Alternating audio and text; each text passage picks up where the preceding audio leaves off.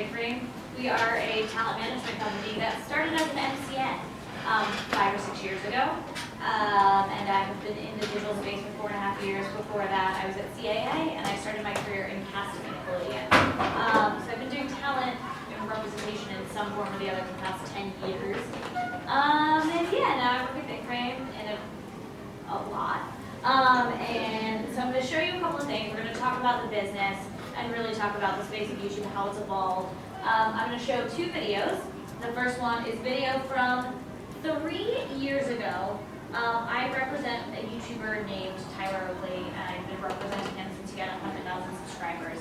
To date, he has 8 million subscribers and a social reach of about 100 million people. And this was at a One Direction concert 3 years ago.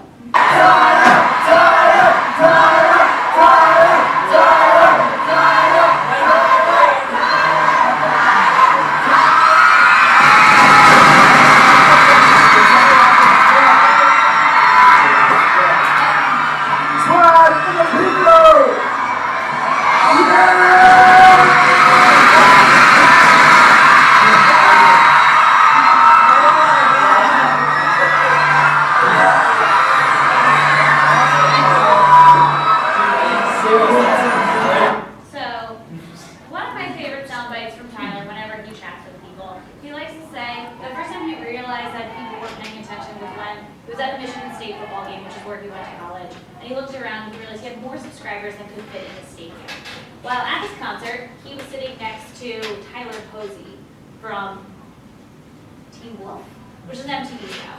And so he was sitting there, and they started chanting Tyler, and he assumed it was for Tyler Posey. So he looks over at Tyler Posey, who's not in the box next to him. So he stands up, and that's when he realizes they're screaming for him. So the entire Staples Center was screaming for Tyler Oakley 3 years ago, and it was a very interesting moment. So that is sort of how all of this got started. I'm going to show our reel, which is a glimpse of a couple of the things that our company has done for the past couple of years. Can I turn this down? It's so loud.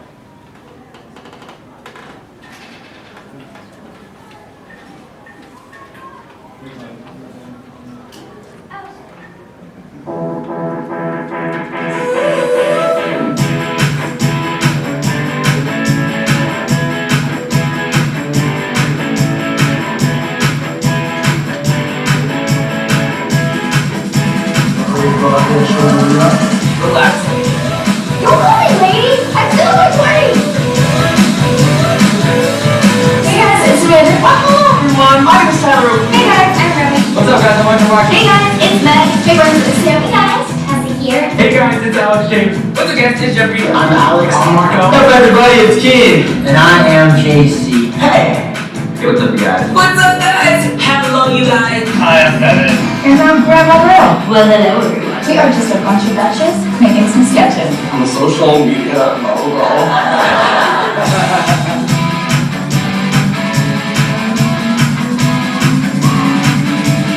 Status, flatus, pretty popular on the internet.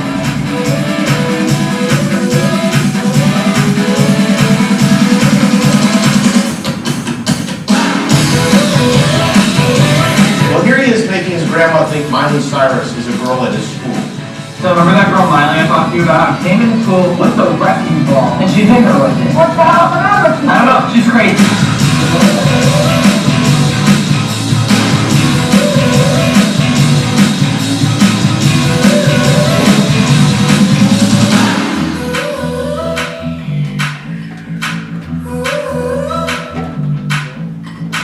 Come on, you can tell us we look awesome. Way too many.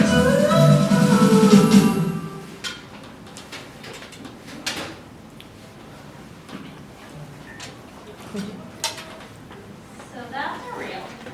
Those are a few of the things that we have done. I think that there's a big common misconception about MCNs in the entire space. I think, who knows the definition of an MCN? A multi-channel network. Okay, so a multi-channel network. These all came about a couple of years ago. I'm going to go into the presentation, but I think this is all in here. So we showed you sort of the power of YouTube and how Tyler has affected it. So this is what we're going to get into today. So Big Frame is a are owned by Awesomeness TV, and the parent company to us is DreamWorks Television. We actually started in an incubator called Launchpad through UCLA, which is, I think, a partner to this program, which is really interesting. So our seed round and incubation happened at UCLA. And then we were acquired 2 years ago for $15 million as a management company. We represent some of the top creators in the space. We have Tyler Oakley, Amanda Steele, Connor Francis, Kian Wally, Ingrid Nilsson, Mikey Murphy, Aspen Obar, Ricky Dillon, Janet Penn, Lauren Elizabeth, Meg DeAngelis, and Arden Rose. So those are some of the creators that we work with who are sort of top tier. They're the Brad Pitt and Angelina Jolie of YouTube, if you will, which is an interesting thing. So we've done a lot of really interesting things for our creators. We really try to think of every creator like a 360 business. It's not just about their YouTube channel. In fact, AdSense is such a tiny part of our P&L. So we really don't look at AdSense as something as a place where we generate revenue, because we often don't take a commission off of that. We're actually working more on books and licensing and branded opportunities and other bigger, broader things where we're packaging up shows or putting things together. So a couple of examples. Service was Tyler's documentary that I produced last year. Tyler went on tour. We put a tour together a couple of years ago, and I was like, hey, we thought about recording this, and we talked about a couple of things. Do we make this a live performance thing where people can watch the show beginning to end, or do we want to get into it a little bit more? So we met with a bunch of directors, and one of those directors was Amy Rice. Amy Rice directed Barack Obama's documentary called We the People and was nominated for an Emmy. She had a really interesting vision for Tyler's film, because the life of a YouTuber is particularly difficult. They have to give up their lives completely to an audience. I was telling somebody a story today about how I met a creator recently who didn't know who I was, and I went up to introduce myself on a business perspective, and her instinct was to hug me. And that's sort of what a YouTuber does. Like, they're so used to people just being like, oh my God, I love you so much! Which is a weird thing, because if you think about traditional celebrity, you're not running up to Ryan Gosling and throwing yourself at him. And like, maybe you are, but like the vast majority are not.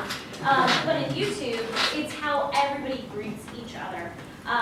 Fan, executive, whatever it is, everybody's hugging each other all the time. And so we really wanted to sort of showcase that in the film. And if you go on Hulu.com tonight, you can watch it. And so we really tried to show the other side of YouTube celebrity. This is a real business, this is a real thing.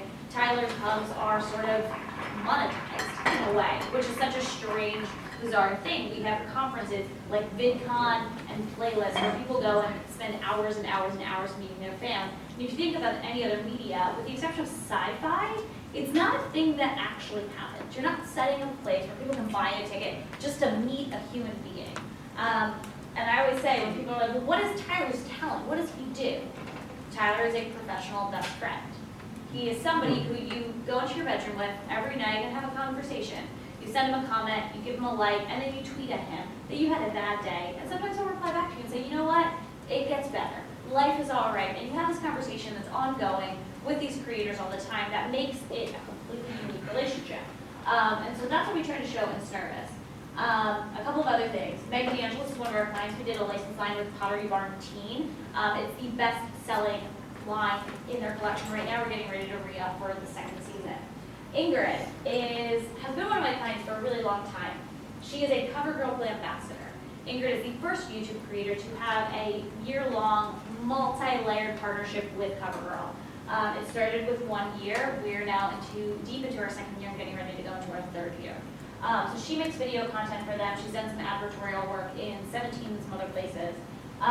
But what's interesting about this is CoverGirl is under the Procter & Gamble brand. Procter & Gamble is one of the biggest consumer packaged goods companies in the country. While she was in the CoverGirl partnership, I had somebody call me and say, hey, we're interested in her for hair care. That company was Unilever. Unilever is Procter & Gamble's biggest competitor. And we were like, well, we got to figure this out. The way that we structured the deal for Ingrid with CoverGirl was we gave Procter & Gamble a first right of refusal with a 5-day window. So we were able to present the Unilever offer to them and say, hey, we have this offer, you have 5 days to match it or she's allowed to go do it. They obviously couldn't match what was a 7-figure deal, So Ingrid was the first person in the history of ever to have dual contracts with Procter & Gamble and Unilever. They've never done this before, but because she's a YouTuber, the way that I really like to describe a creator on YouTube, especially in beauty, fashion, and lifestyle, is a modern day magazine. Right down to the word subscriber. What you do is you look at Ingrid because she's a curator and editor of all of your favorite things. If you need to know what the best skincare or eye cream is, you can go onto her channel at any time, go to her favorites and see, oh, this month she loves First Aid Beauty's eye cream. And then you can click through and buy it right there. But it's an interesting way that teens are actually engaging on YouTube. They're looking to them to find advice and opinions and whatever else is going on. So that was a really interesting case study. Hunter March was actually an employee of Awesomeness TV, who eventually turned into a host for Top 5 Live. Top 5 Live is basically like millennial version of TRL. It airs every day on Go90, which is Verizon's streaming platform. Go90 is a competitor essentially to YouTube, to Netflix, and all of those other places. So that's a really interesting one. Connor Francis started Common Culture compilations. It's actually music legal. So what he did was he found a couple of creators who curated playlists from up-and-coming artists. And what they would do is they would promote those, and they would make cents on every stream from those compilation albums. It came along with merch, and he just recently launched actually a coffee subscription service, which is a very interesting thing. Queens of Kings is a show about drag queens in Queens, which is great, and it was directed by Nick Heller, and we sold it to Refinery 29, and then they packaged it out and sent it to Ovation as well. I represented Leah Ashley, who was on Tyra Banks' syndicated show, The Fab Life. So she went from YouTube, she started there, and then she moved off that platform to ABC to be on that roundtable, and unfortunately, that got canceled. And then Jen Che is another one of my clients, and what we did was, we worked with this company, Majuri. Majuri is a startup jewelry platform. What they've done was they've actually really refined the supply chain for jewelry creation. I'm actually wearing a lot of it on my hands right now.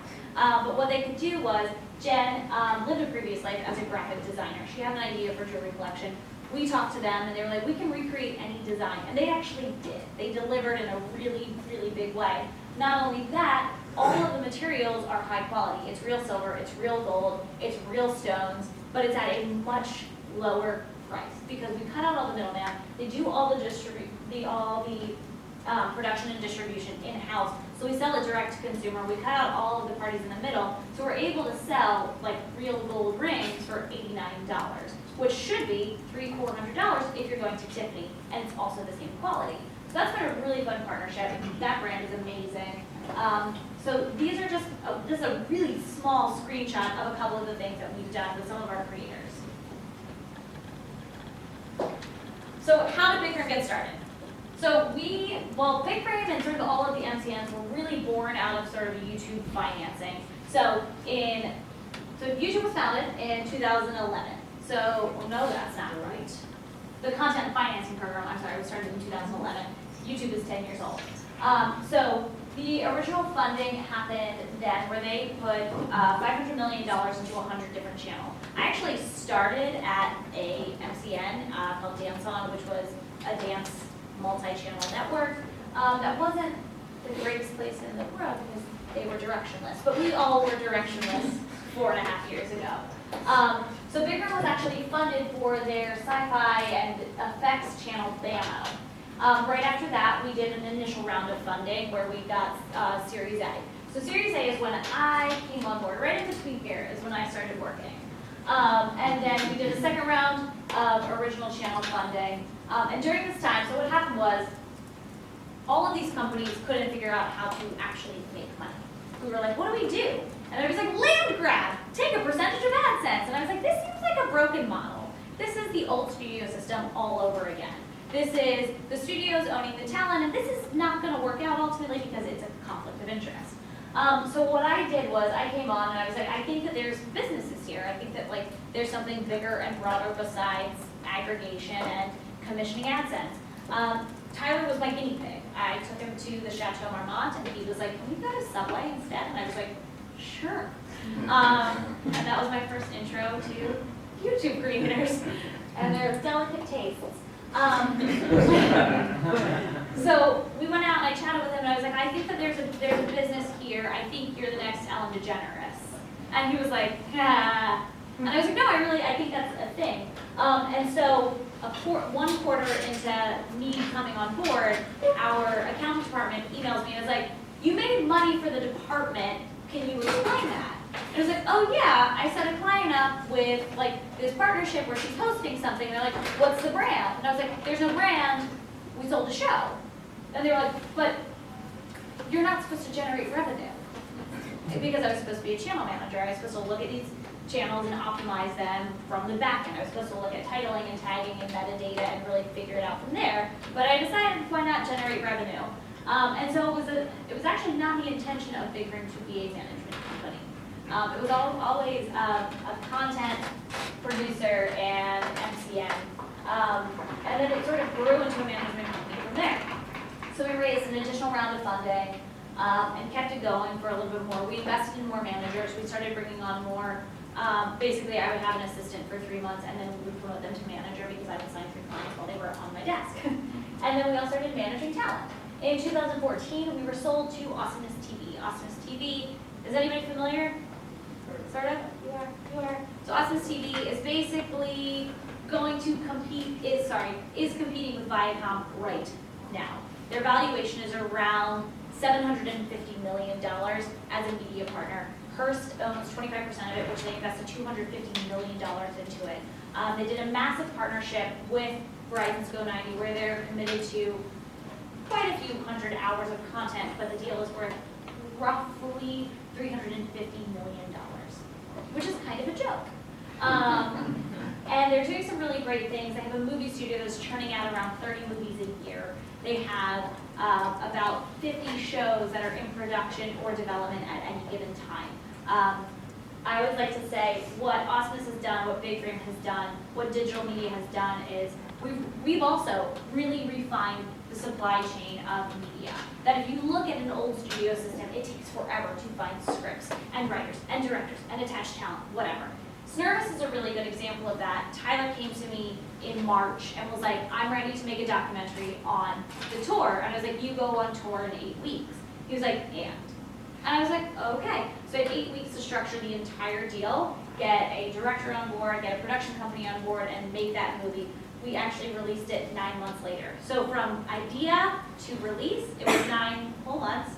The movie was profitable before it was even released because we had 3 brands come on board ahead of time. And the initial investment into that film for this room only was $250,000. So the entire movie was made on a shoestring budget. And if you go watch it, it's not a piece of shit. I'm pretty proud of it. It's not what you would expect. We really tried to make something that we would all be proud of and we wouldn't be embarrassed by 10 years down the line. And a lot of people have watched and said, oh, that actually really, like my parents for the first time were like, that's what you do? I was like, yes, that's what I do. So that is sort of where we are now. We did a lot of licensing with YouTube. YouTube does still contribute a lot of revenue to what it is that we're doing, but we also do a lot of licensing work as well. There's a ton of companies that are popping up, Go90, Vessel, everybody is buying content and producing content, which I do think is a problem. There's too much of it, but it'll fix itself in the next few years and the crap will start going away and rich content will come back. We're trying to make really good stuff all the time, but it doesn't always work out. But even ABC has that problem. So I've sort of talked about this a little bit, but this is really the evolution of like where things went, where they're going. These are some of the original MCNs. What they're doing now, Style Hall is a beauty, fashion, and lifestyle MCN where they work with a lot of the top creators there. But they're also now getting into a lot of media and original content as well. So they have a lot of series in development and production right now. Awesomeness TV, Machinima was specifically towards gamers. Tastemade is for food. Me Too is for Latin. Collective Digital Studio started as a music company. Were your guys work there for a while? Yeah. Like back in the day, Like it was a music management company, and then they turned into a digital media company, and now I think they're a studio, but I'm not 100% sure. German company invested. Yeah. All types of crazy It's like, stuff. I think there's another Slideworks place who bought everybody. Okay. So this is how we all started, and now we all have golden handcuffs. because that's what you have to do. You grow big to sell to a bigger media company, and then you evolve or you die. And now this is more about sort of how like the MCN ecosystem has really changed. So here's how, Google starts. Google acquires YouTube for $1.65 billion in 2006. Base 79 was founded right after that. I was okay. Maker was 2009. Dance was 2010. Collective 11. Full Screen and Big Screen were 2011 as well. And then YouTube announced the $100 million funding, or $500 million funding for premium channels. Google invested into a bunch of MCNs right after that. So there were a couple that had Google money behind them. And then Tastemates launched in 2013. Disney acquired Maker for a record sale. It was $950 million. Half of that was cash, half of it was equity. The interesting thing about most of these companies that were sold is very few actually hit their earnout. So they got their initial $500 million, but the other $450, they didn't hit the number, so they actually didn't get paid out on that. Doing all right. I literally don't actually know. I have like I don't know what's happening at Awesomeness, but like I'm never surprised by anything. Like if Sumner Redstone walked through the door, I'd be like, oh, that's normal. Like, wouldn't be shocked. Yes. Does Pivot fall under an MCN? Is there any participant?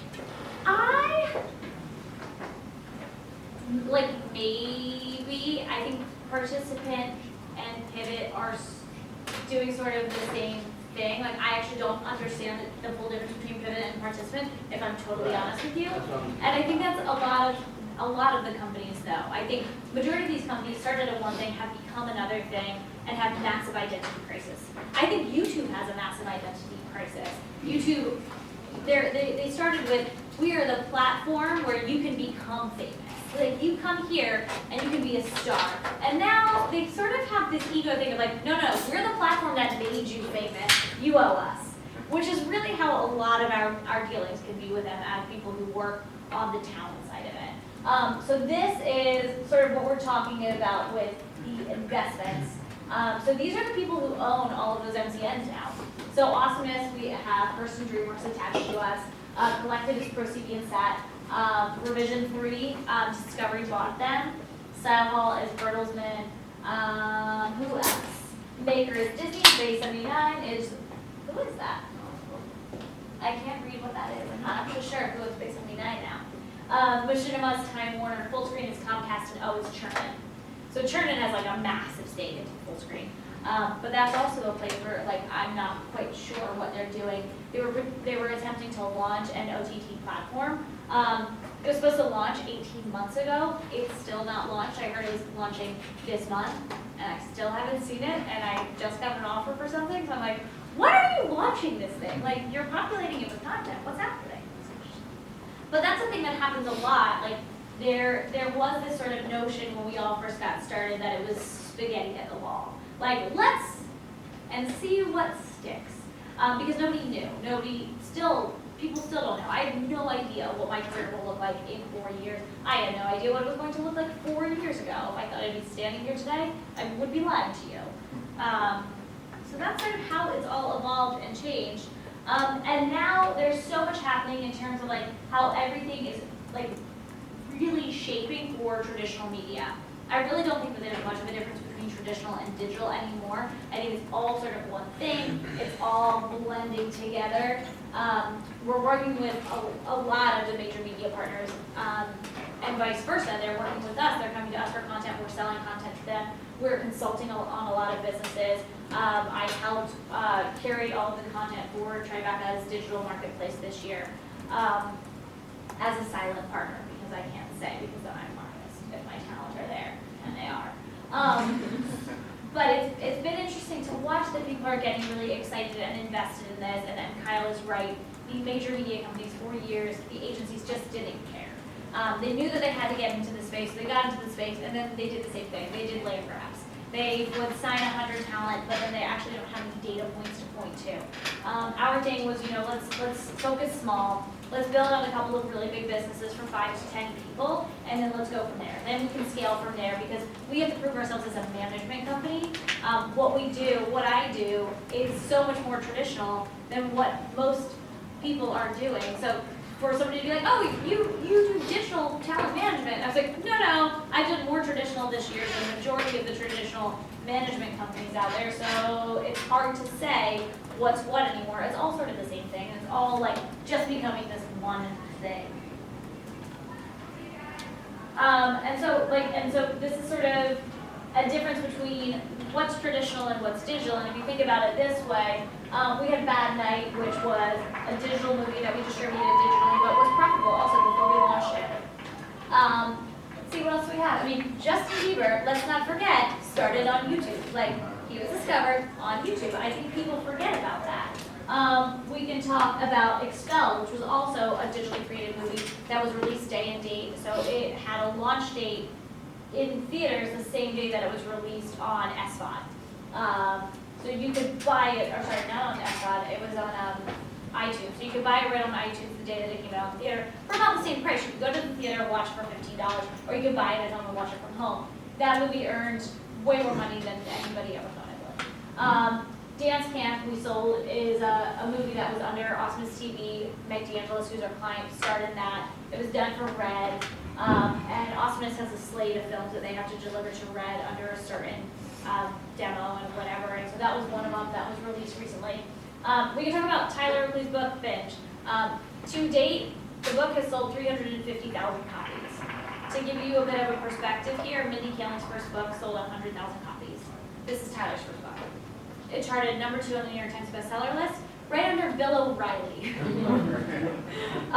So it's sort of bizarre that like people still look at us as like, oh, they're the traditional digital girls. And the one thing to note is that sale was the 3rd biggest celebrity book sale of 2015, which most people don't know of. But Amy Poehler's is one of the only books that sold for more last year. Also, it recouped. Camp Dakota was the first digital movie that was ever sort of put together. So that stars the Holy Trinity, which was Mamrie Hart, Grace Helbig, and Hannah Hart. They wrote it, they directed it, they produced it, they put the whole thing together, and then they distributed it. They made the movie, they distributed it on iTunes for rental that day. They did a pre-sale with merchandise attached to it. It was really smart, and it was the first thing that really like broke the mold. Some of the other things, Workaholics started on YouTube. Another thing that people forget, Broad City started on YouTube. A lot of these things really started there. Comedy Central is good about like transitioning those things, but sort of forgetting the roots, and then not working with digitally native creators after that. So it's such an interesting way that they work. I mean, Tyler's on The Amazing Race this season. Trolls is something that we worked on with DreamWorks. We actually inserted a couple of digital clients into the upcoming film, which is really cool. Lozel's in it, Meg DeAngelis is in it, and so is Justin Timberlake. So like, there's that. So it's sort of everything is starting to like really come together and merge a bit more. But we're really working in every category. It's licensing, it's merchandise, it's books, it's television, it's film, it's radio. We have some of the most successful podcasts in the space right now that are available. Fast, cheap, and premium. So this is the thing that I was talking about where we've really refined the supply chain. I would say we are sort of the Walmart of content creation because we don't have to go through 50 people for green lights. We don't have to like wait for financing because half the time brands are thrilled to hop on board. We also do microfinancing. Like I look at breakdowns for, low budget indie film, $1 million. I'm like, I could do so much with $1 million. If I had it, I would do so much.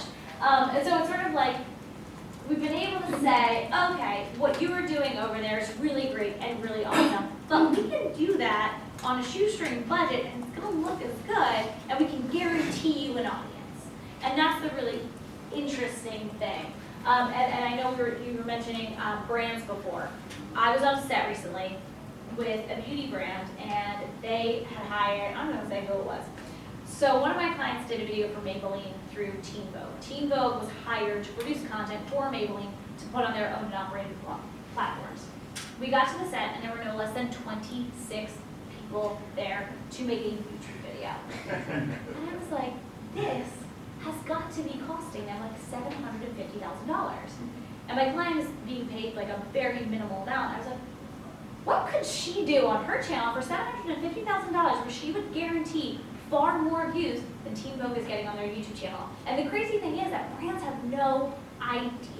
And that's even wilder, that we've been working for so long to explain to brands how to work with us, how we're making things happen in dollars.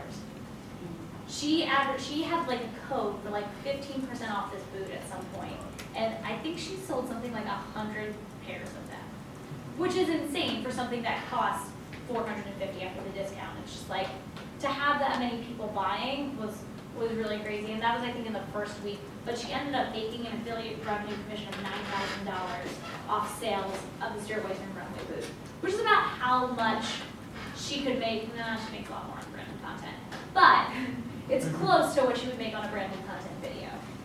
So it was interesting. All right, Netflix and Amazon and festival buying.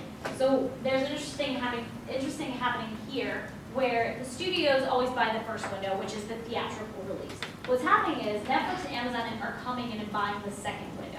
The second window is a coveted spot because it's where you're going to get most people to actually watch it. It's sort of like the DVD sales thing. So if the studio doesn't own that second window, they're sort of screwed with the distribution partner. So for Snervous, we actually sold the rights internationally and nationally in two different ways. We sold them internationally to Netflix and domestically to Hulu, which is also not something that's typically done, but we were able to do it that way because we also had a bidding war on who wanted the first window. Yes? What was the thought process behind selling to Hulu domestically versus selling to Netflix internationally? Do you want the real answer or the diplomatic answer? Money. All right. They made a bigger offer. All right. Hulu offered a lot more money for the film. We also had 4 buyers for the film, so we were able to start a bidding war on the second window. The first window, we knew we were going to go to iTunes. What they bid on was how quickly it would get released on a streaming platform. It also converted super well, and a ton of people watched it, so Hulu was really thrilled. So it worked. But the studios are pissed about this. They really hate that they can't control all of the windows. And it's been a little bit of a problem, and it is a little bit of a cannibalization of two. A really good film to look at as a case study was Birth of a Nation, which Netflix offered $20 million to, and then I think it's Fox who actually bought it for $17 million. Netflix wanted to do Day and Date, which they did with Beast of No Nation, not to be confused with Birth of a Nation, which was Idris Elba's film. They released it on Netflix the same day that they released it into theater, and they showed that nobody would go to the theater to watch it. So the director of Birth of a Nation didn't want to do that. He wanted a real theatrical release. He thought that the film would play better in film, so he sold to traditional studio, even though the fee was lower, and he might not actually make more than that $17 million that Fox made. But they'll probably sell it on the second window for about $1 million, so he'll be at 18, but he's still a loss of about $2 million by not going with Netflix first. But it's audience reach too.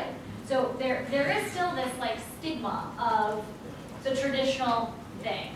So like that's the really hard thing, that a lot of our channels get the viewership that HGTV or E get on some of their shows, but they're not looked at the same because they're not monetized the same way. A CPM on YouTube is so grossly different from a CPM on television. It's like despicable. I've also thrown out a million acronyms that I just assume everybody knows. So if ever somebody's like, what the hell does that mean? Just tell me.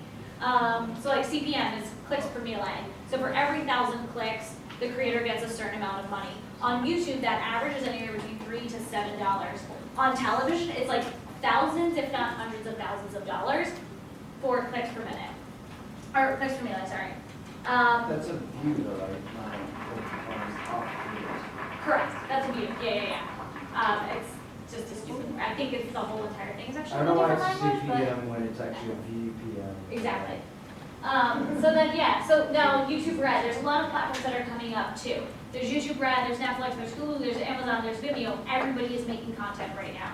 YouTube Red has the ability to be the next Netflix, and let's see if they ship it better or not. And then, so linear. One of the things that people are always saying is linear is dead. Linear's not dead. It just looks completely different. So the way that we're watching, consuming, and digesting content is different. It's not new, it's different, it's not going away. We're still watching audience go from YouTube to richer platforms like Hulu, like Netflix. They're not getting linear cable. That's not really happening. But the thing is, at the end of the day, this is a television. And I think people forget that. So they're like, oh, I'm gonna watch TV. Like, I can watch TV right here at any time of the day. And so when media companies are thinking about television, they're thinking about the lean back experience of sitting on your couch, watching something on a big screen, and it's not how anybody is consuming anything anymore. I would say, how many people watch Netflix on a regular basis? Who still has cable? That's very few people. But do you have it for sports or something else? Bravo. What's that? Bravo. Bravo. So you watch really good content. But I mean, it's people are wanting more of an a la carte service. And I think when it comes to cable, sports is the primary reason that most people keep it. Or morning shows, if you like. Or what is it, Michael? Yes. Sports is the reason that I don't buy cable because it's so overpriced. I don't like watching sports on TV, so that's why I won't buy it because I'm not going to pay $150 a month for someone else to watch ESPN. Like it costs $15 a channel for the channel, and I can't say no. Right, and that's everybody's thinking. Like I have cable weirdly so that I can watch everything and sort of understand what's going on, but I have no reason to have cable. I don't do anything with it. Any show that I consume is available on another platform for me at any given time. And if sports could figure out streaming, so here's one of the funny things. Verizon, Go90, actually has the NFL package, and they don't promote it that much, but they do stream it. So you can get all of your NFL content on Go90 in the event that you want to get rid of your cable. Yes? But as like more and more creators or platforms are offering packages a la carte online, there probably needs to be like rebundling, right? So who do you see as like being a player in that? Like obviously like Amazon has add-ons for like Stars and Showtime now, but like are there other people you think are going to be important in that? I think it's going to be interesting to see how the major media companies like Time Warner are going to start bundling. I think that's going to be the interesting thing to see. If they want to evolve, they're like going to have to start separating things out and putting it together because when you think about it, if you were getting YouTube Red, if you're getting Spotify, if you're getting Sirius, if you're getting HBO Go, if you're getting Showtime, if you're getting CBS All Access, if you're getting ABC.com, this is a lot of things. Like this is 7 things, and these average, $5 to $10 a piece. It adds up really fast. You can have up to 10 of these different subscriptions, but it's like how do you aggregate them all? How do you get them all into one thing? But I think what we'll start seeing a little bit more is television screens are going to look a lot more like phones. It's all going to be apps. So you're going to click on apps and you're going to like watch things as you want it. And the way that Hulu does now, where you have mandated ad views, that's how people are going to monetize if they're a traditional network. But I think there is no one who's actually like coming out of the gate like really strong right now. Because cable is sort of like, we're not dead, we're doing great. And then buying up stock drops every day. Yes? I'm guessing like companies like Netflix and Google have noticed this trend that people are switching from cable to their online platforms. Mm-hmm. So why would they not start? Like, what would be the reason they haven't incorporated live streaming here? Because that could just take away the leftover viewership from cable completely, right? I think the thing is that most people don't do appointment viewing anymore, but I don't think we're far away from it. I have a feeling that Netflix is working with Chelsea Handler to develop out what that live stream feature is. I think that that's the purpose behind that deal. That they're trying to figure out what is their nightly show offering that streams live. There's also, if you do like a true live stream, it's so buggy. Like it's one of those things where you have to have an impeccable connection, and it'll probably only work domestically, not internationally, because internet is so different in the rest of the world. But I would be willing to bet that almost everybody is doing it. Like we were just talking about Facebook Live. Facebook Live it's strong, and it looks really good. And they're doing, but of course it is. They like have a stranglehold on the marketplace. But I think we will start seeing live really, really soon. I think there's a lot of really great competitors out there who are doing live streaming in an interesting way.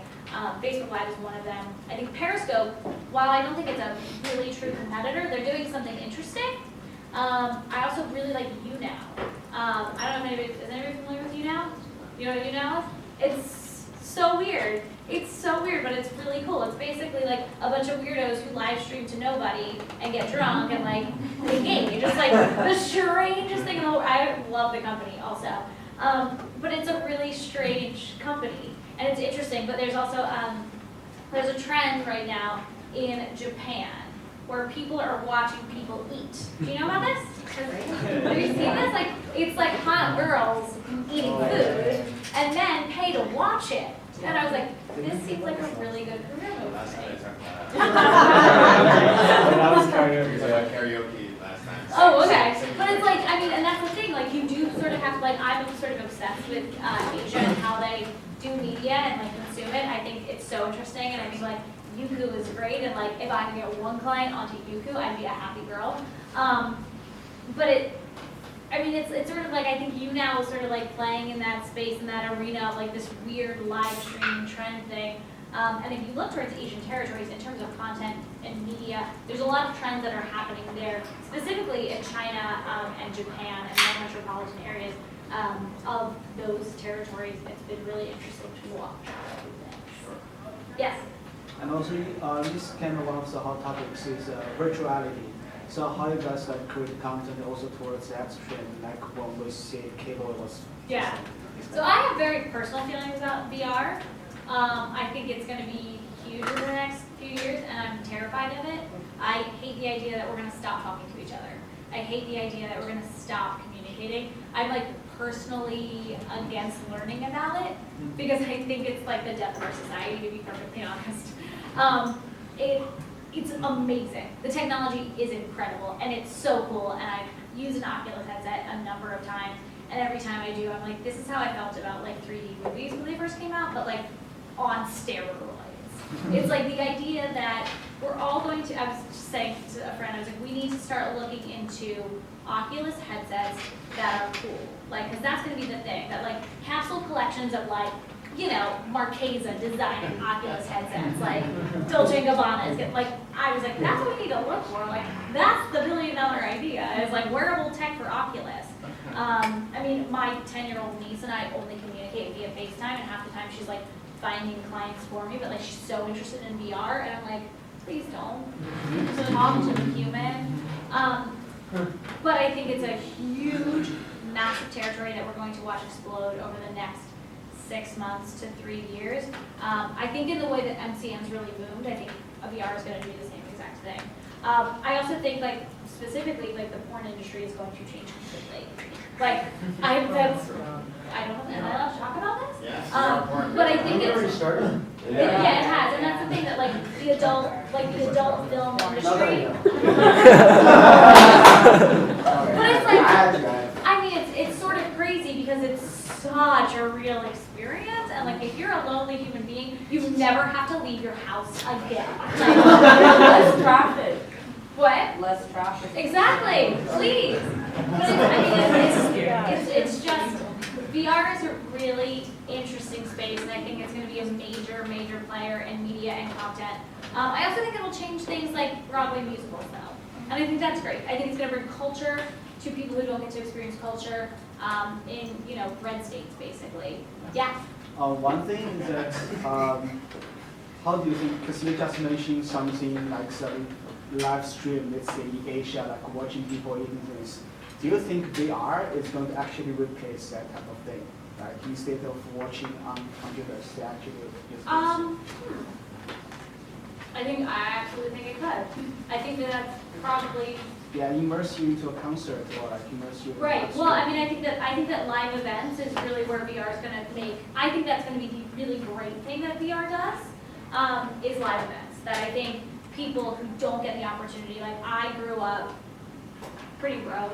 Like I didn't go to a concert until I was like 19 years old. Like I didn't leave my hometown until I was like much older. So it was like if I could have been exposed to that at an earlier age, like you would learn so much more about the world. I think that's the really amazing thing about technology, is that you become so much more aware of things ahead of time. Like I remember not having the internet.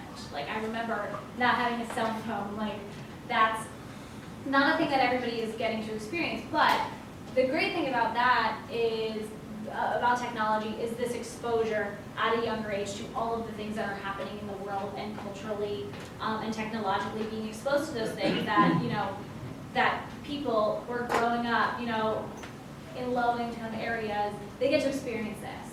They get to understand, concerts and live events. That I think is the great thing about tech too. You were kind of touching on this earlier, but you moved on. You were talking about how like the porn industry was the first. Back to porn, let's go. Like they're gonna be the first major adopters of VR, and like you see it in cannabis and agriculture. Yeah. Why is it always the fringes of major industries being the first adopters? I mean, porn consumers are probably gonna consume porn.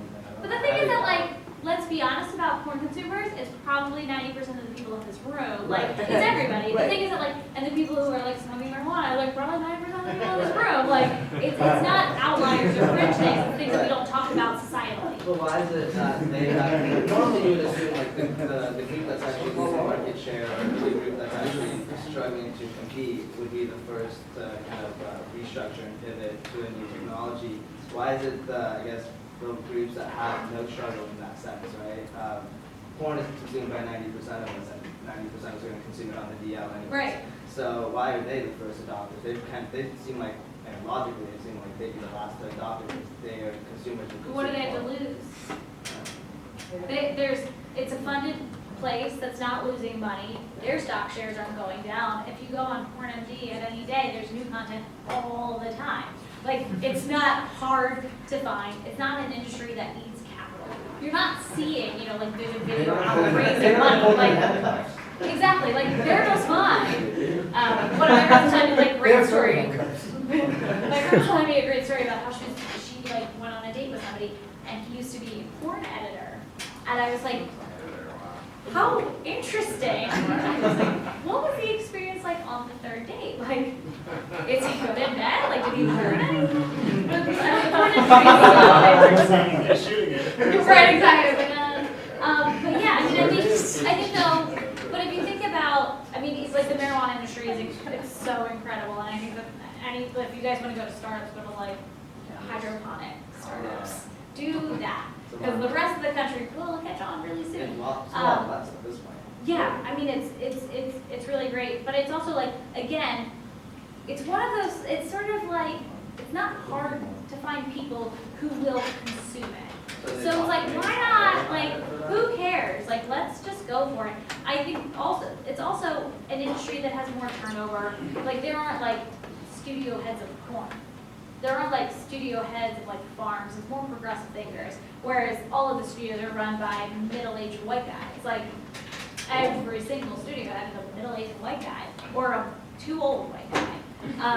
So it's like you have a more progressive thinker in place who's not so bullheaded as to think that the industry is not changing at all. So I think that could be why. Yes. So I have a question about if you see a sort of generational gap between, say, people of our age and actually probably like our siblings, because younger or older siblings? Younger, okay. Sorry, because I think maybe it's because I'm not from the States, but I really missed on this whole YouTube influencer, like all these guys who really had that kind of moment and have come out of that and now are working with you and doing such big things. Yeah. Whereas I think if I look around even campus, you see some of these groups that are visiting, or from what I know, this is what they call like Generation Z. Yes. Is like way more into this, and like it's for them, it's there. Where we maybe have more like movies. Sure. They're more towards this. Yeah. So I think that the evolution of a viewer. So majority of the viewers on YouTube are still 13 to 17 years old. We do have a really strong 18 to 34 demographic, but that's because those are 13-year-olds who have turned 18 in the past 5 years. Because YouTube hasn't really been like a strong platform. It's been a strong platform for 10 years, but the idea of creators on YouTube who've gotten famous off of YouTube has really happened in the last 5 years. So I think, like, I'm in my 30s. Like, I never watched a YouTube video prior to, like, I literally went to dance on and was like, what's a subscriber? I had no idea. And most of my friends who were, in their 30s or early 30s had no idea what I was doing. Like, still to this day are like, oh, that like thing you do. It feels really, really young, but if you talk to like anybody who's under the age, I'm My guess is around 22 or younger, they're all consuming YouTube. But it's that 22 to 30, anybody who's watching in that bracket is an early adopter. That audience is like an audience that like got in and knew what YouTube was right away. So it was like, it's a weird thing. But I do still think that there's a strong audience of 13 to 17. I also think that like, I have a theory about like the life cycle of a YouTuber. I think it's 5 years. I think they have 5 years, which is because your general audience is probably 15 years old. So you've got till they're 20, because once you're 20, you want better content. And so you're gonna abandon the platform and start watching content somewhere else. So you've got 15 to 20 to really capture that audience and get them to watch you in a movie or a television show or a richer content offering. Because the majority of the content that's actually rising right now is so young. Like, but unless you don't change ever, like Smosh. Smosh hasn't changed their content. So they're getting new 13-year-olds every single day. But a creator who's evolving and like talking about things that are more adult, they're losing their audience because they're not keeping the 13-year-old like general mean viewer. Sorry, I think you had a question?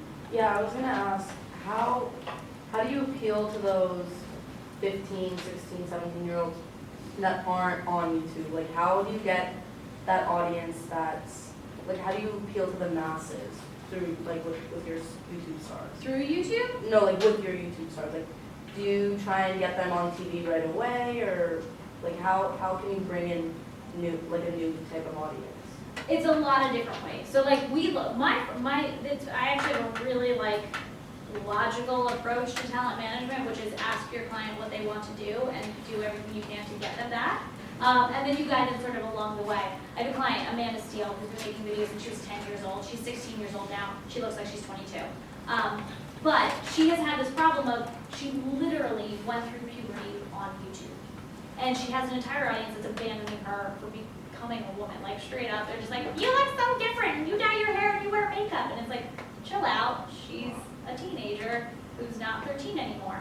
And for her specifically, we've talked about ways to sort of age her up, to introduce her to a new audience. Her Instagram actually grows a lot faster than her YouTube does. And then she did a scripted series this year that was a dramatic series. That series played so well that it actually has viewership that's comparable to Gossip Girl.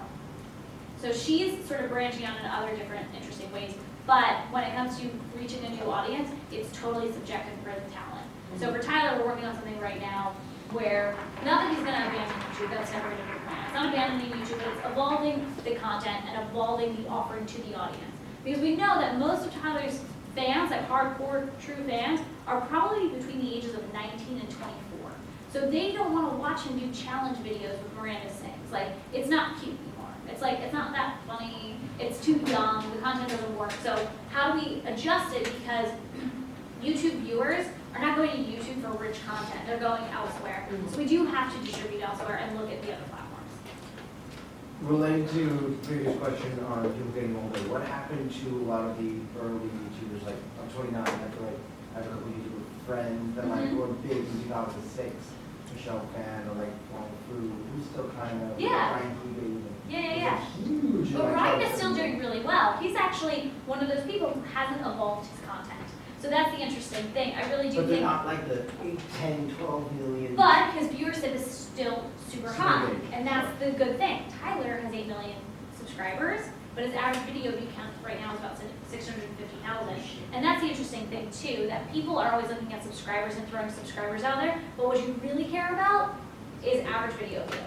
So you want to know what the last 3 are averaging out to be. If you're between 500,000 to 2 million, you're a huge creator. And then you sort of compare it to, okay, Kardashians gets 2.5 million, but My Life is Ava gets 2.5 million as well. So if you think about it that way, it's like, wait, what's happening? But I think it also, a lot of those people didn't have managers. Like a lot of those people didn't have business people that like, that there was no infrastructure, that everybody was like just, nobody had the intention of getting famous. That like, majority of my clients who I work with now had no idea that they were going to be famous. Like, Ty was trying to keep in touch with his friends. Amanda just liked putting on video, putting on makeup. Ingrid was trying to like overcome a fear. That's how most people started. I think the interesting things are the interesting channels now are the ones that are doing it to be famous, because you couldn't do that even 3 years ago. Like 3 years ago, you couldn't get on YouTube and be famous. That wasn't a thing you could do. A year ago, you couldn't get on Snapchat and be famous. Like 2 years ago, you couldn't get on Instagram and be famous. Like it has completely changed. We have no idea. This is all brand new. It's uncharted territory. So for somebody to be like, well, where do you see yourself in like 5 years? I'm like, hopefully still employed. Like, I don't know. Like, probably wearing a headset, sitting in my bedroom, like doing nothing. Like, that's the thing. Like, I have no idea. Like, media is changing so fast. And the audience is just like, and those creators, it's also the transition. It's like, if you don't transition fast enough, Michelle is a brilliant entrepreneur. She's blown away now by so many other people. Doesn't matter. She has a $300 million True, business. true. I see sitting in an office too, working away. That's far more valuable than a YouTube channel. The Smosh guys sold to Defy way too early. They sold for $3 million, and that business is probably worth 30, 40, 50. It's a massive, huge business. And that's part of the problem. That $3 million 2 years ago was huge money. The first deal I did at Victor was $500. The last deal I did at CAA was $7 million, and I was like, what did I do? Like, what did I do? But this year we saw a number of seven-figure deals. We know it's going to get bigger. We know that right now we are paving the way so that we can all make Justin Bieber money.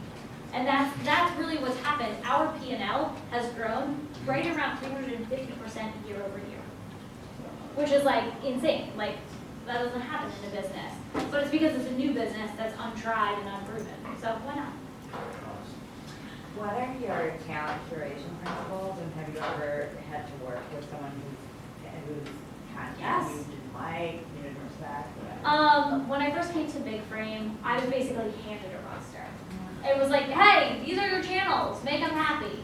And you can't make human beings happy, like if they don't want to be happy, or if you like. I have worked with people that I didn't like.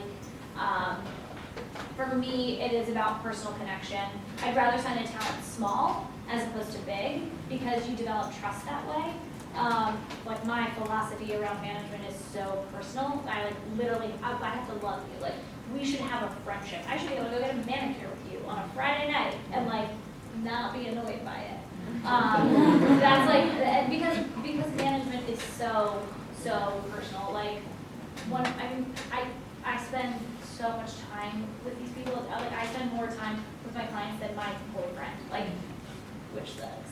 But that's sort of how management is. It's a deeply personal relationship. I always say I'm a really expensive best friend. I'm an expensive psychologist. I'm an expensive babysitter. Like I am here though to like keep things in order and to like keep the train going in the right direction. How do you scale a business like Big Frame quickly? Bigger is it something like Snapchat? And that's the hard thing. If you were an aggregator, if you were aggregating channels, you can scale that super fast. You can pretend like you're offering a ton of things, but when you're a management company, when you're a hands-on, personal, like person-to-person thing, you can't scale that. Some of the clients that I work with, I spent upwards of 2 years signing. I have this girl, Hart. I knew her for 2 years before we actually started working together. And it was like 2 years of like laying a foundation, of developing a friendship, developing a relationship, and really working together. Ingrid took like 6 months for me to like get her on board. I would just like show up at her house with coffee and be like, hey, we should work together. And she'd be like, I need YouTube videos, like go away. And so it's hard because when we were selling, everybody's like scale. And I was like, I am one person who can do one thing. Like you cannot automate deal process. You cannot automate personal connection with somebody. That any night you'll be like, I'm gonna go home from here and I have 4 conference calls after this with people, and some of them are just personal. They're just like, I'm catching up with a client because I have a client who's pregnant and like wants to talk about every part of her pregnancy with me. And so like that's part of my job. Like that's part of what it is. I have a client in Australia, so I have to talk to her. So what happens if you have virtually unlimited resources, or in that kind of a scenario? Where do you put those resources? How do you put them to use if you can't? What are my resources? Money is always one. Capital? I mean, that's content. Like, that's the thing, that we reinvest back into the company. So, like any management company, if you look at Management 360 or Untitled, they're all production companies. So what we would do is I'd probably take that money and be like, Tyler, I have $500,000. What do you want to make? and then we would sit down and we'd probably produce something together. Before you hire more talent managers, to get more. Yeah, you can do that too. The problem is, nobody exists in the space because it's 4 years old. Nobody has an expertise as a manager in the digital space. And if they're in the traditional space, they're too afraid to jump ship to try digital. So like there's a massive hiring problem in the space too. But if you want to be a talent manager, go into digital because no one's doing it. There's 6 people doing it, and it's not that hard. So like going back to virtual reality, this big friend house strategy of like thinking about how they can incorporate virtual reality into advertising.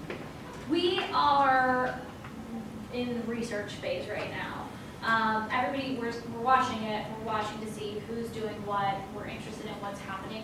We're not making any moves just yet, but it's research phase. Again, nothing is proven.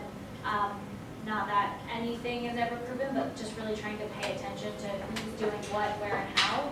Knowing who those players are right away. We talk to everybody as early as possible so that they're aware of who we are, so that if we can partner, we do.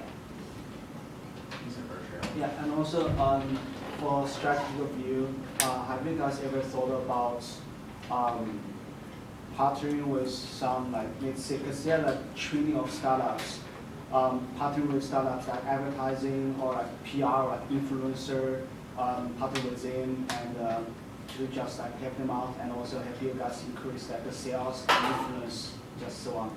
So the way that we work with our creators, so our creators make revenue 3 different ways: AdSense, sales, and then traditional management. So most of our creators actually set up like traditional Hollywood actors and actresses. They have lawyers, business managers, publicists, and sales teams behind them. So most of our creators are serviced by all of those people, but they are different people. So PR is on a retainer, legal is a 5% fee, agencies are a 10% fee, sales is usually a little bit higher because of where all the money is made. But everybody does have somebody that services them on each side of the things.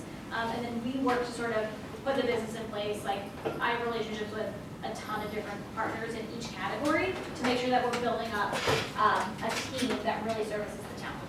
Yeah, so my question is that, let's say there's some guy, a startup, college startup, doing food something, ready to sort of ready to tap into, let's say, but they want to advertise it or instead of just access, that kind of thing. Yeah. So the best example is probably how Scooter Braun worked with Uber. So is that what you mean? Sort of how they got a big use name. influencer to. Yeah. So we actually do partner with a couple of startups where we are advisors to them, and we get equity partners for a lot of our creators, and so they get an equity stake on a lot of startups where they're going to be advertising partners for them. So we'll talk about it for a percentage of the company, which is how Scooter has run his business in a really smart way. They have an entire venture field where they're constantly looking at new startups where they can sort of reinvest back in, and everybody's sort of financially incentivized to work together. Yeah. From your experience, how you feel how the startups liking this type of approach? It really depends on the startup and if they're any good. It's hard because we do have a lot of different opportunities. Most are not super appealing. One of the things we did recently, we actually structured a camp for kids that Bethany Moda and Tyler Oakley own a really big portion of. So what they're doing is they're taking over a kids camp, and they have a ton of creative control. They have a ton of input. So that's always the best way to do it too, because most of these creators are entrepreneurs at the end of the day. That they are writers, directors, producers, editors, marketers. They've been doing it all themselves. So as long as they have input and they can work together with somebody, it's gone really, really well. But it's when somebody's you just have to do this, that's when it's really tough. And that's also the same thing with brands. That if a brand sends a script to a YouTube creator, the YouTube creator will just turn it back and be pass. It doesn't matter how much it is. It's automatic pass because it's inauthentic. Yes. I feel like for businesses, a lot of times they have to look at minimizing risks, right, maximizing profits. What kind of risks do you even look at when you're bringing on new talent? And is it more associated with the relationship with that person or the content that might project into the future? What are the risks? So I'm working on somebody right now who everybody is he is a nightmare. He's a child, he doesn't show up for meetings, he's late all the time. That is where I am oh, challenge, this will be great. Which could taint my reputation completely. if you take on a client like that. So it's always, I will say, risk is always really personal. So it is taking on a client who could cause you a lot of heartache and be really stressful or be really difficult or make you look bad. This is a completely relationship-driven business. So like you can totally screw that up so easily. And like, I mean, you will all the time. You'll say dumb things, you'll do dumb things. But you apologize and hope you can fix it at the end of the day. Yes, sorry. I was you. So do you specifically reach out to the like talent and just like YouTubers yourself, or because like I know for you like backed up by a company, so it's kind of easy. But like, what do you recommend for just like average people if like let's say we have a startup and we kind of like want to work with someone, like how do you like kind of reach out to them? Because I've sent out a couple of emails, but like What is your startup? To me? Have you emailed me? No. Oh, okay. Because, well, I know because, like, talent management companies like you guys, like, there's a big fee, and also, like, you talk about equity, and you guys do take equity. So, like, rather than go that direction, like, how do you, like, suggest us reaching out to, like, YouTubers in general? What's the mutually beneficial partnership? What do I get? What do you get? You get my talent, who costs $75,000 per video, $25,000 per Instagram post. You want them to make that, and if you're not giving me $100,000, what are you giving me? Hugs. I wish I could take my rent and hugs, but I can't. So that's the thing to think about. That this is their job. Right. That it is their job, and while they are paid pretty well, it's how they make a living, and so you guys have to make a living, but so do they. If they are using their content platform to promote somebody else and not themselves, then they're diminishing their brand. So unless that there's a mutually beneficial partnership that's happening, it's like it just won't work out. It's going to be hard to get somebody to natively talk about it when it's a like solid brand. That is a little bit easier. Just to be like, hey, I have this sock startup. Would you like? What do you want to talk about it? What I typically say to a brand is we're more than happy to send product along to the talent, but we cannot guarantee placement without paid compensation. But if you have a product that's so good, then they'll talk about it naturally. I mean, that's what you have to hope for. But it's also like you're right, getting that email to that talent, like you better have a damn good product. Yes? Kind of just further that question, what are the typical arrangements you guys do for the community experience with influencer partners with a startup, normally on the seed or Series A round, or normally not as willing to capital and also in terms of compensation. We typically have a threshold of 0.5% minimum, but we've done deals as big as 15%, depending on the talent participation in the company. So what are you looking for if you're signing new clients? Like what categories are you trying to reach? In terms of like genre or like audience? Yeah, target audience. I mean, the thing, it's never about audience for me. It is a really, like, signing is so personal for me. So it's either personal referral or, like, somebody that I find and just become sort of obsessed with and, like, can't stop thinking about it, feel like I could build their business. Like, there's a lot of creators on YouTube that I watch and I'm just like, I would kill to run their business because it's incredible, or they have something, or, like, you can sense that sort of thing. It is, like, management is so, like, if there's a tiny bit of science to the YouTube of it all, but it's pretty personal too. There's like a few metrics involved, but it's personal. So you're like always on YouTube trying to find new talent, like watching videos? For me personally, I haven't signed a client in like 9 months. I love my roster and they're really great. I don't want to take my energy away from what they're doing. I'll get to a point where I'll probably get bored or like, I'll decide to part ways with a client, but right now I'm good. I do watch a lot of content though. I still do. And I still like, there's this girl, Nikki's Tutorials, who has like a really dope beauty channel. I like watching her content. It would be great to work with her, but like, it's also a really niche business too, to work in beauty. It's hard to expand out on the traditional side. It's got a short shelf life. Yes? So you mentioned that YouTubers like to be authentic and they don't, if they get a script, they don't want to do it. But unless it's a scripted show, yeah. Unless it's a scripted show, and but at the same time, it's like I'm pretty sure they want to gauge what the customers want to see. So as a talent manager, like, do you create a platform where you gather information about what the customers want them to do or what they want to see, and then tell them to do that, or is it completely their prerogative what they want to create and then you just try to market it? It's definitely a conversation. I think that there's a lot of creators who have things that they like love or are particularly passionate about, or there's trends. I mean, you can track trends all the time and say, hey, like this thing is trending right now. Like if you want to talk about, like we have this partnership that we talk about too. We have a lot of incoming business because we are one of like not many companies at all who do this. Understanding the audience is super key. But I don't think it drives content per se. The creator really does drive the content. And it is really about like what they want to do.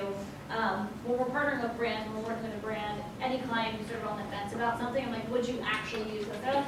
Probably not. I was like, then don't talk about it. Like, it doesn't matter what the price tag is attached to it because your audience is going to know that you don't give a shit about it. And then like, then you've alienated them. You're going to lose a bunch of subscribers and people are going to be annoyed. Like, just don't do it. Like, only do things that feel real to you. Understand what your audience wants, but like, that's because they have a dialogue with them all the time. Because you have comments, and you have Twitter, and you have Instagram. Like, all those things are engaging all the time. So is it just comments and Twitter driving the marketing and information system, or as a talent management company, do you have like some other, like, some strategy or whatever to gauge what the customers want to see and advise them on that? Like, how do you track trends? I think I watch everything. I watch everything. Like, I don't just watch my clients, I watch other up-and-coming clients. Right now, like, because I do actually do a lot in beauty, fashion, and lifestyle, I'm so utterly aware of all of the trends. So contract is a really big trend in the past 6 months. The next thing is going to be color correcting. So you're going to start seeing hundreds of color correcting videos. You're like, what is that? It's where you take certain colored creams to make your face look as like beautiful as possible. It's like a very Kardashian thing.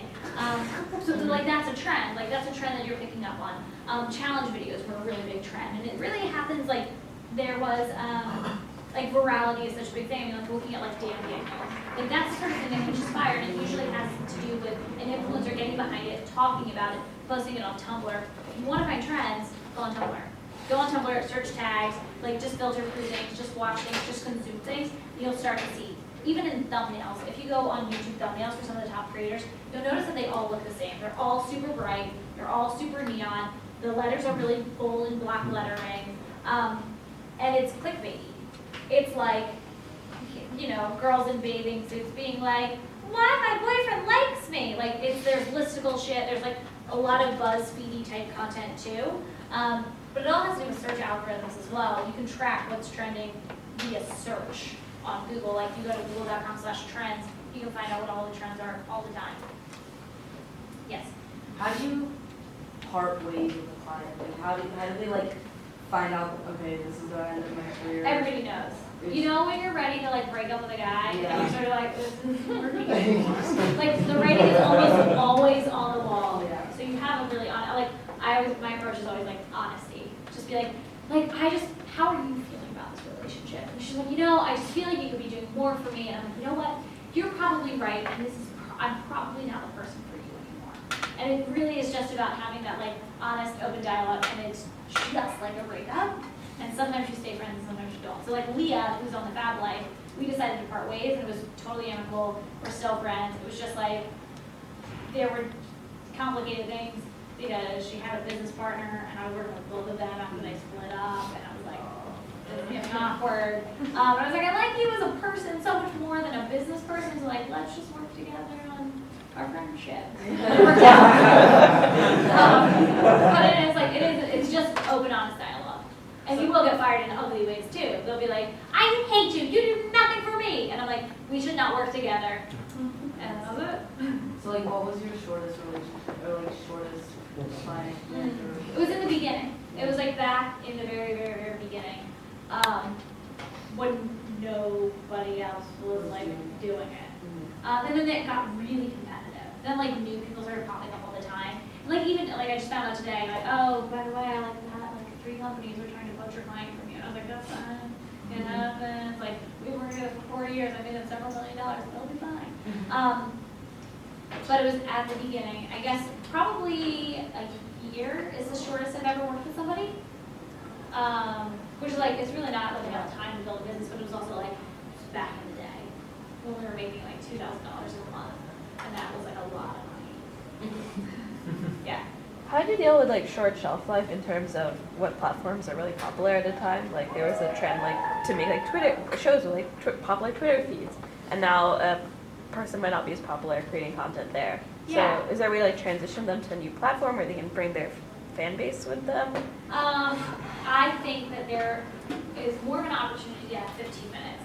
I don't believe in the DJ call-out business at all, if I'm honest with you. That's got 18 months on it. It'll be interesting to see what UTA does, but UTA was a massive land grab as well. UTA signed like hundreds of digital creators, and DJ call-out was like their latest one. I don't see it, I just don't see it lasting past 18 months. In terms of like his social media presence, like he's gonna be the double rainbow guy to me. Like, he's the double rainbow guy. It's a me. I'm too old. He's gone. He's gone already. Right, but it's like, you know, it's a meme from like 5 or 6 years ago. But like yeah. But like I represent somebody who was a meme, and there was an opportunity. And I was like, this is your opportunity, this is how we do it, this is how you become Grumpy Cat. And listen, so fast. It's hard to be like, so you're 32, and this is it. Like, but you have a college degree, so somebody will hire you in marketing. But it's like, how do you tell somebody who had, and that's the thing that we don't know yet. Like, how do you tell somebody with a massive social media presence, or did, that nobody cares about anymore, that they have to go get a job? Like, how do you do that? Like, and it's something that, like, this is what keeps me up at night, to be perfectly honest. Like, this is the thing that, like, I don't see over. Like, because it hasn't happened yet. Where is it's like, you just don't know. Yeah. So like you mentioned that it's a very relationship-driven business, and how like obviously you have to maintain really good relationship with all these people, which is very similar to business development in other companies. So what are some of your learning experiences in terms of relationship learning? I don't know when to shut my mouth. Like, I think, like, for me, being who I am has always been, like, sort of my thing, like, unapologetically, myself all the time. It does bite me in the ass sometimes. I'm a big personality. I am a loudmouth Italian from the East Coast. Like, that is who I am. And I think some people respect that. I think don't show your cards too early. Know that everybody will take every piece of information that you have that you give them as ammo. You can trade that ammo sometimes. You can trade, but it can also be really used against you, especially in Hollywood.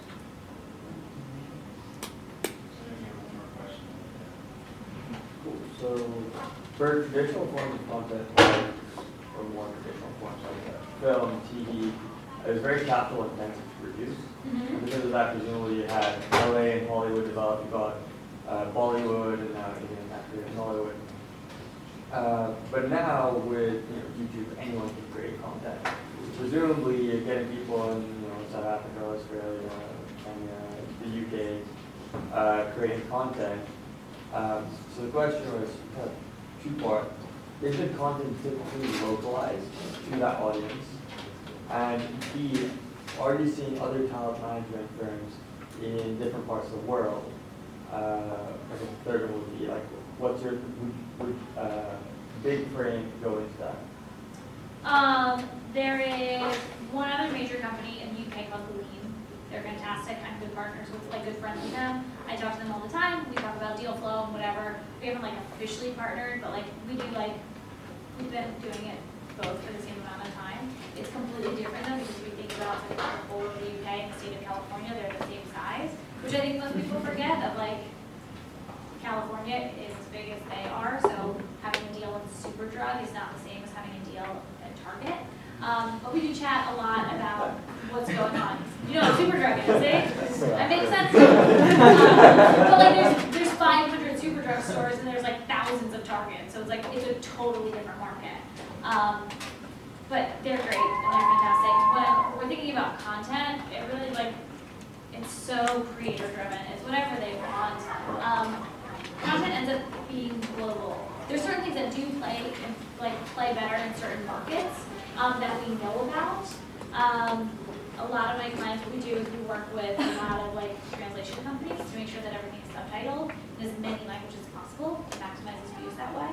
A couple of companies that subtitle everything, and I think we're out to like even 4 languages. So a lot of videos are subtitled in like that many languages so that we can reach as broad an audience as possible. But like humor doesn't always translate. It's not hard to do. Like when we've gone down the road on licensing with, we've talked to new people about licensing, the thing that they want most is beauty, fashion, and lifestyle because you don't know how a joke is going to hit because it's regional. We've talked about UK. we've talked a lot about kind of startups and some different areas, but what about sort of the main revenue drivers, so the big companies, the big clients that you work with?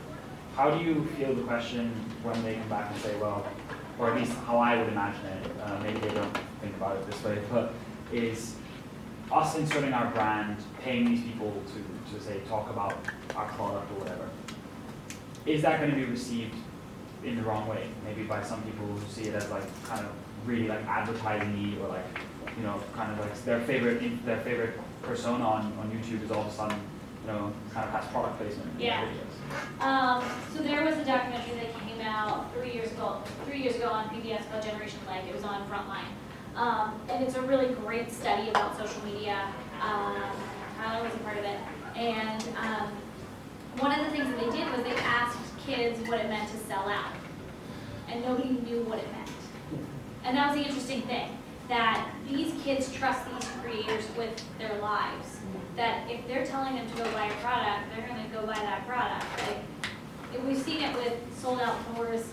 We've seen it with, you know, hundreds of thousands of copies of books being sold. We've seen it with merch sales of upwards of $2 to $3 million a year. They trust the creator, but also the brand has to trust the creator to use their voice in the right way. That again, if it's scripted, if it's placed, if it feels really inauthentic, it's just not going to perform. So it has to be natural. Please.